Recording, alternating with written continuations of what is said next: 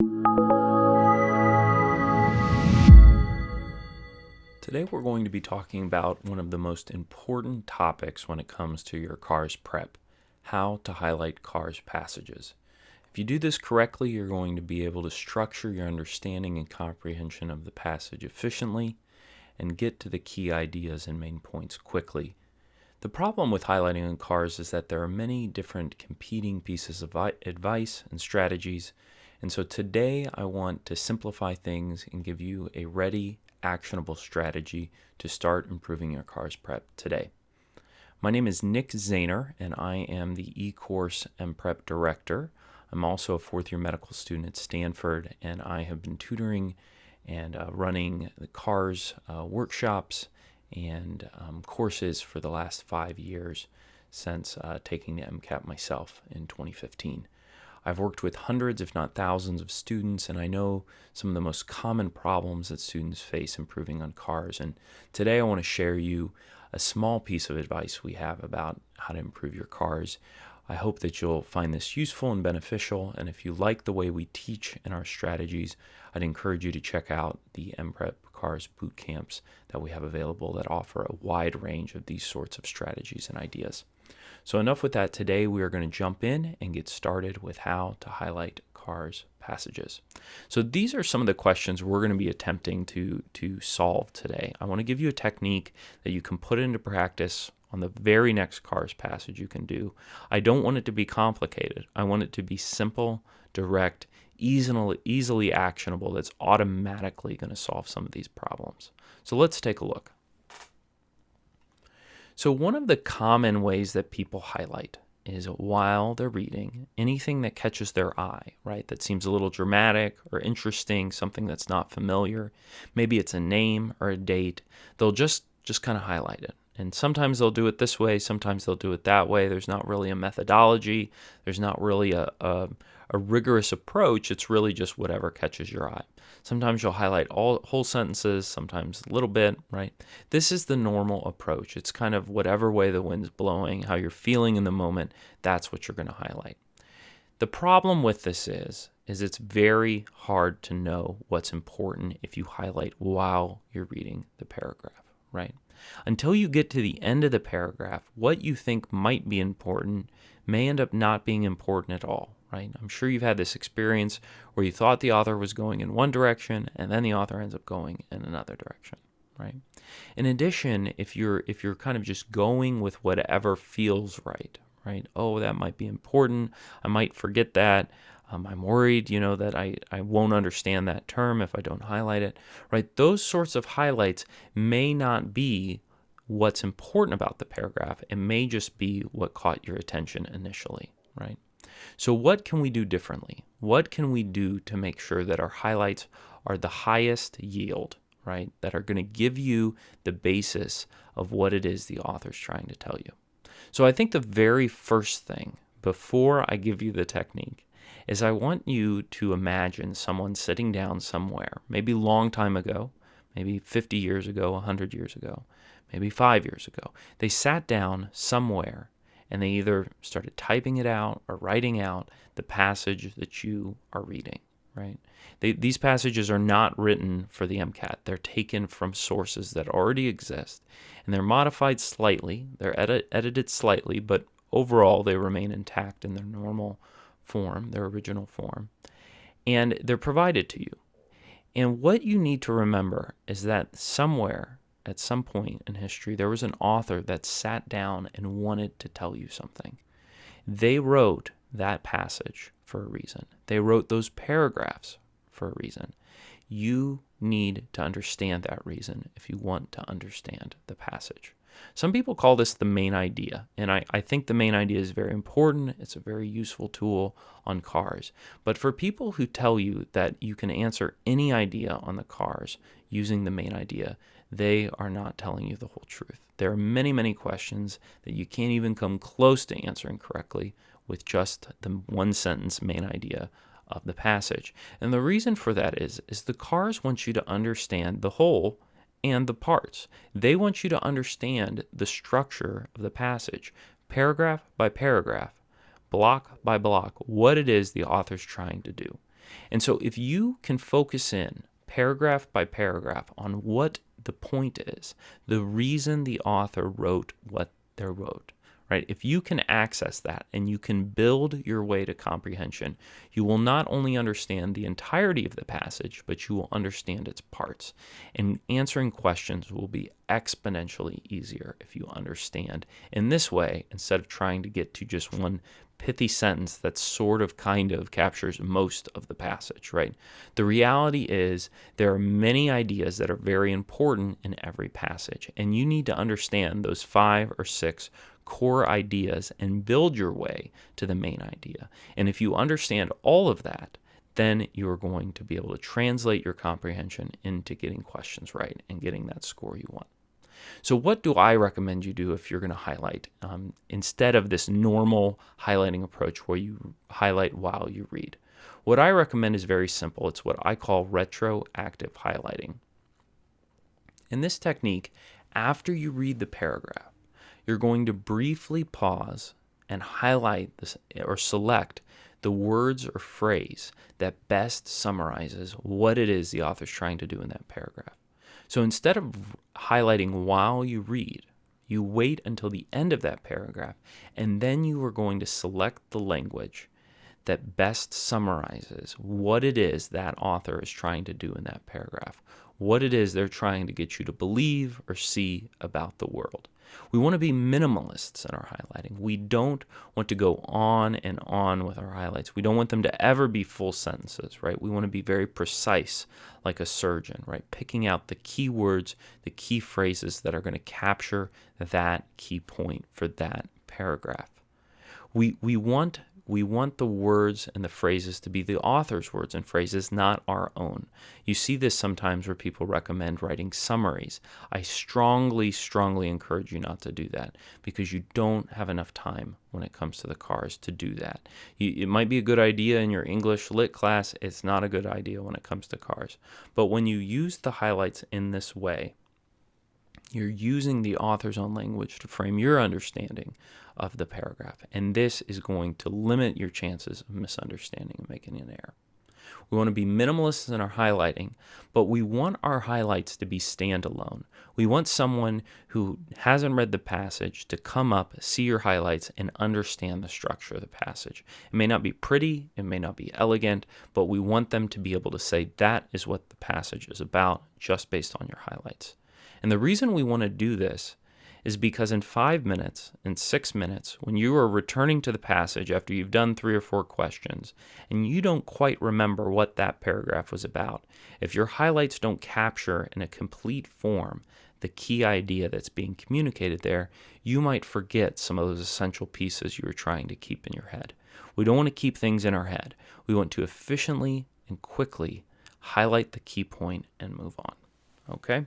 So let's keep going here. Why this technique works. You're going to get to see this technique put into action in a few minutes on our sample trial passage. But before that, I want to give you a little bit of background of why this technique works so well. The first and probably most important point is that highlighting retroactively forces you to read actively and anticipate what it is that's important about a paragraph. So while you're reading, you're constantly going to be asking yourself, is this what I'm going to highlight? Is that what I'm going to highlight? What is the key point? What is the key idea? Right? What is it that the author's trying to tell me? You are laser beam focused on this one idea.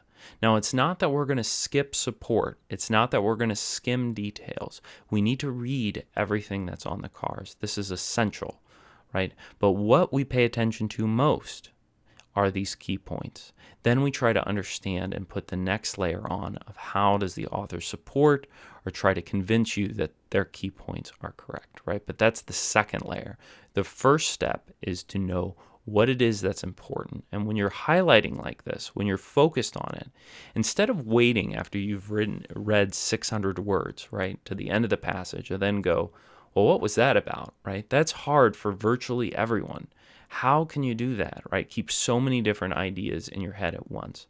But with the retroactive highlighting technique, you take that checkpoint, you take that moment of judgment, and you zoom it in to the paragraph by paragraph structure, right? So instead of knowing you have to summarize in 4 minutes, you know in 30 seconds while I'm reading this paragraph, I'm going to have a moment where I have to make a decision about what I highlight and what I don't highlight. This moment of judgment is going to force you to read actively instead of leaning back and letting those words just kind of passively roll over you, right? So you're going to read actively and you're going to read critically. You're going to be engaged with the text, wanting to know what it is I'm going to highlight. This naturally and automatically forces you to do the right things because you know that you're going to have to execute this action in 30 seconds, in 40 seconds when you finish the paragraph. It also gives you another opportunity briefly at the end of the paragraph to clarify, to synthesize, to review and summarize what that paragraph is all about. We're not going to be rereading the paragraph. You don't have enough time to do that. But on the far majority of paragraphs, you're going to get to the end of that paragraph and you're going to have a chance to go, what was that about, right? You're going to have a working theory about what was important and what it is you're going to want to highlight. You'll have that. But this allows you to clarify it, to make it explicitly clear in your mind what is important, what is the contribution of this paragraph. And what this does, it improves your comprehension, but it also improves your recall, right? Because you're doing this twice. You're having kind of the initial step of debating about what to highlight, and then you have this second step of deciding what it is you're going to highlight and having that summary review process. So you're going to read the paragraph once, then you're going to immediately review it, focusing on the author's words, right? Focusing on the author's words. What is it I'm going to highlight? You're going to have a running thesis of this is the thing I want to highlight, right? You're going to be summarizing what it is, and it gives you an opportunity, if you can't come up with a summary or you're unclear with that paragraph, on these very, very hard paragraphs, it gives you an opportunity to clear up what it is you don't understand about that paragraph. Sometimes what's hardest about CARS is you don't realize you're on the wrong path until it's too late. You didn't understand paragraph 1, then you really didn't understand paragraph 2 because that builds on paragraph 1, and then you're completely lost by paragraph 3. If you had just understood what we were doing in paragraph 1 and realized that you were struggling and needed to spend a little bit extra time, that would have allowed you to build towards comprehension and not have your problems compound. This technique gives you a checkpoint to make sure you know what you think you know, to make sure that you have an opportunity to clarify things if you need a little bit extra time with that paragraph or passage. And because you're using the author's own words instead of writing down summaries in your words, there's going to be less opportunity for you to misunderstand, right? To slightly change the meanings of words, to introduce your own ideas into the passage, which is a very common mistake and fallacy on CARS. We want to narrow the opportunities. We want to reduce the possibility of you doing that.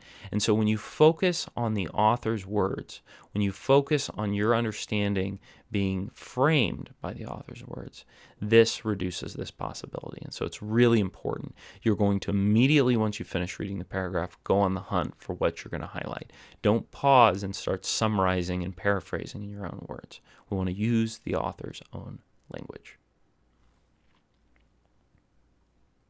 Another really important reason why this strategy works is because it forces you to make a decision about what is important in what you're reading. Sometimes people make the mistake of thinking that everything is of equal importance on CARS. The idea goes something like this. You've been struggling with CARS. You know it's so important for getting into med school, right? It's the hardest section on the MCAT for most people. And you've been working really hard, and so you're going to pay attention to every little detail so you get those questions right. And then you realize this doesn't work. You're not getting any more questions right. You're maybe even getting more questions wrong. This is incredibly frustrating and discouraging. The reason this strategy doesn't work is that everything is not of equal importance on the CARS. The best readers know this. The best CARS test takers know this. They're focused on some really important ideas. They're focused on some really important patterns that come up over and over again on CARS, and then they're willing to ignore things or hardly pay attention to things that aren't important. So we need you to learn how to focus on what is important on CARS and let go and kind of minimize things that aren't that important on CARS. So this strategy forces you to make a decision about what's important and what's not important, and it prevents you from being lazy and kind of fuzzy and foggy in your mind about what's important in a sentence. If you highlight an entire sentence, you have not chosen what it is in that sentence that's important. There's a lot of filler words. There's a lot of words that are there for kind of the beauty of the sentence. We don't care about any of that when it comes to CARS. All we care about is the precise understanding of that key idea in that sentence. We don't want you to be lazy. We want you to make a decision. What is important? What's not important? When you do that, you're going to improve your comprehension and you're going to improve your recall so you don't have to return to the passage as much while you're answering questions. So a few brief tips for retroactive highlighting, and then I'm going to encourage you to try this technique out with our trial passage. So the first thing that you want to do when you read a paragraph, you finish it, you're going to instantly start looking for those phrases or words that you want to highlight. You're going to have developed a working theory, the entire passage, or the entire reading of that paragraph, and then once you get to the end of that paragraph, you're going to jump in there and start looking for a highlight. Don't summarize in your own words. This is so important because if you use the author's language to form your thoughts about the passage, you're much less likely to introduce your own ideas, which may be exactly what the CARS is trying to do to trick you. They're laying a trap for you to bring in outside information, outside ways of thinking. You want to view the material through the author's eyes. If you can do that, you're going to get questions right. So don't summarize in your own language, use the author's language. Don't write down summaries, you don't have time for it, and it gives you too much of an opportunity to make a mistake. Highlight in as few highlights as possible the author's key points in the author's own language. And I just said this, but I'll say it again. The fewer the words you highlight, the better. This is because highlights become more complicated the more you highlight. You've got to spend more time reading it, and there's mental resistance to reading a long highlighted sentence. Remember that you can highlight a few words. You can separate words. We're not looking for what's pretty. We're looking for the most efficient, direct way to highlight. So I don't want you to highlight like this, where you're just lazy and highlighting the whole sentence. I want you to look at the sentence, and I want you to highlight just a few key words. The more words, the less useful it is. The fewer the words, the more pithy, direct. With a flick of the eye while you're reading a new question, you can look over and instantly remember what it is that was important about paragraph 2. A few more tips and then we're going to get you started trying it out. Try and anticipate how many highlights you're going to make. If it's a really large paragraph, it's a jumbo paragraph, there may be more than one key point in that paragraph. Smaller paragraphs tend to have one key point. Larger paragraphs tend to have more details and more key points. So be on the lookout for when the topic is changing, when that author probably could have hit return, but instead they decided to write a really long paragraph. Okay? Does this paragraph have one central claim or idea or a couple, right? These are questions that can be very useful for you. Don't highlight details, right? I don't want you to just highlight names or years just because someone told you to on Reddit. The years or dates need to be central and key, most representative of what that author's central point is for that paragraph. If you're just highlighting names and dates just to highlight names and dates, you're a robot. And the name of the section has critical thinking, critical reasoning, right? Critical reasoning and analysis. That is the name of the game when it comes to CARS. And if you're just autopilot highlighting things just because someone told you to, you're not thinking critically. We want you just to highlight the most important representative language that shows that author's key idea, the reason the author wrote what they wrote. Okay, we don't want to highlight fancy words. We don't want to highlight things you think you might forget. We don't want to highlight interesting things. We just want you to highlight that key point. And finally, we want you to highlight the thing itself. If you're going to highlight something within the two words red house, don't highlight red. highlight house, right? The thing we're talking about is the house. You don't want to highlight a description of the thing. Highlight the thing itself. Don't highlight red, highlight house, right? Because that's the thing we're focused on. So what I'd like you to do is I'd like you, if you haven't already, take the trial passage and then come back to this video and watch my video breakdown of that passage showing this technique at work. This is going to allow you to use the retroactive highlighting technique, give it a run, give it a try, and then see the sorts of things that you might be able to learn using testing solutions to help improve your cars. I want to warn you that this technique takes a little bit of time to improve. You're probably going to go a little slower than you usually would.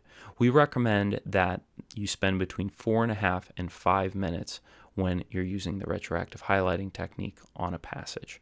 So you're just going to spend 4 to 5 minutes reading the passage and then another 5 to 7 minutes answering the questions, depending how many questions there are.